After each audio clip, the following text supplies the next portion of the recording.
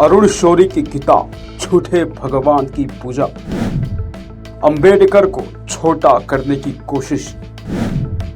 किताब में अंबेडकर को अंग्रेजों का करीबी बताया गया है। स्वतंत्रता संग्राम में अंबेडकर की भूमिका पर उठाए सवाल। एक बार फिर भारतीय संविधान के निर्माता डॉक्टर भीमराव अंबेडकर चर्चा में है।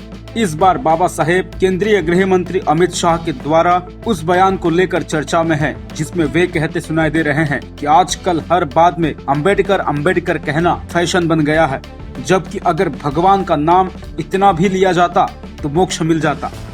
इतिहास पर नजर डालें तो बाबा साहेब की महिमा को कम आंकने वालों में अकेले अमित शाह नहीं है, बल्कि भारतीय जनता पार्टी, भाजपा और राष्ट्रीय स्वयंसेवक संघ आरएसएस में ऐसे कई चेहरे मिल जाएंगे जो समय समय पर बाबा साहेब के व्यक्तित्व और कृतित्व को छोटा करते रहे हैं।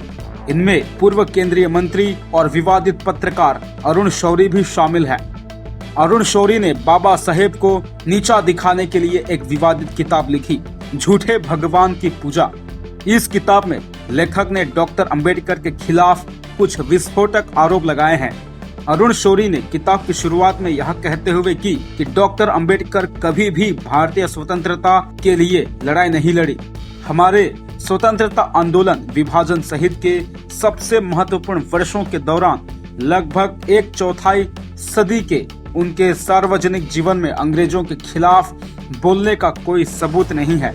वे ब्रिटिश शासन तंत्र के एक सक्रिय सदस्य थे और स्वतंत्रता से पहले के वर्षों में उन्होंने औपनिवेशिक सरकार का समर्थन किया और कभी कभी भारतीय नेताओं की कड़ी आलोचना की।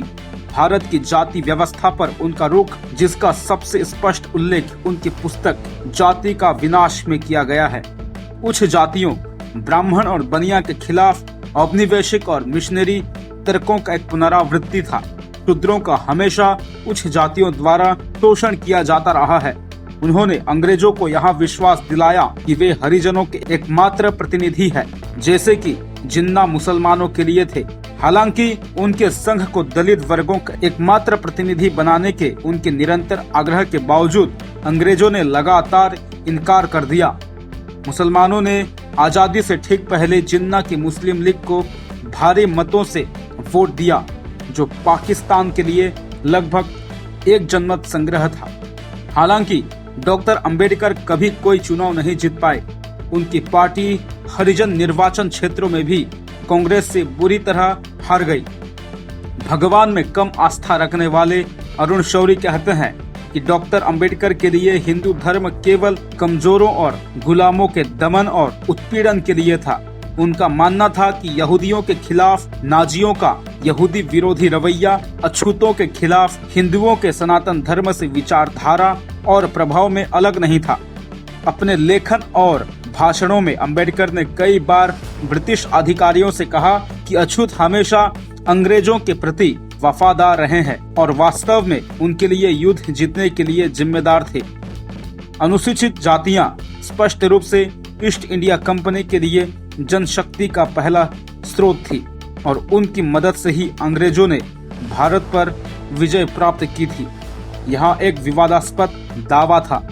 अरुण शौरी अपनी पुस्तक में कहते हैं कि डॉक्टर अंबेडकर ने भारत छोड़ो आंदोलन के दौरान एक अनूठी भूमिका निभाई, जब अधिकांश भारतीय कांग्रेस नेता जेल में थे।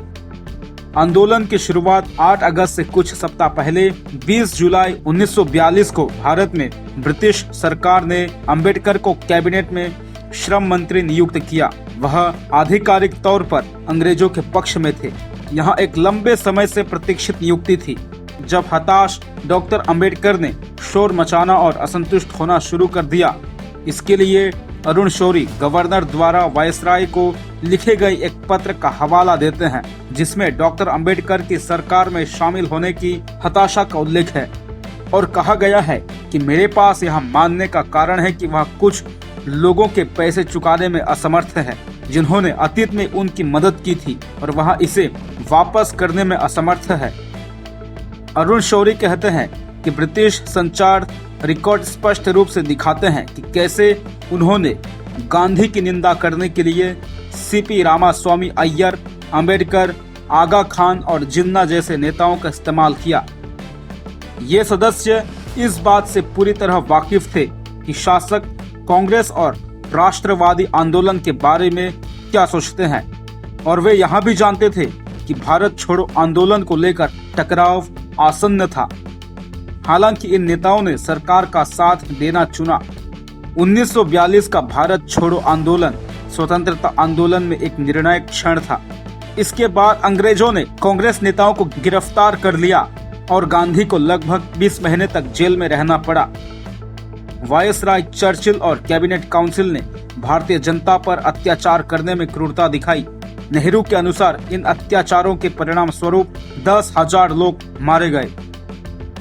1943 में बंगाल ने देश के इतिहास के सबसे खराब अकालों में से एक का भी सामना किया, जहां चर्चिल और उनके युद्ध मंत्रिमंडल के निर्णयों के प्रत्यक्ष परिणाम स्वरूप कम से कम 1.5 मिलियन लोग मारे गए।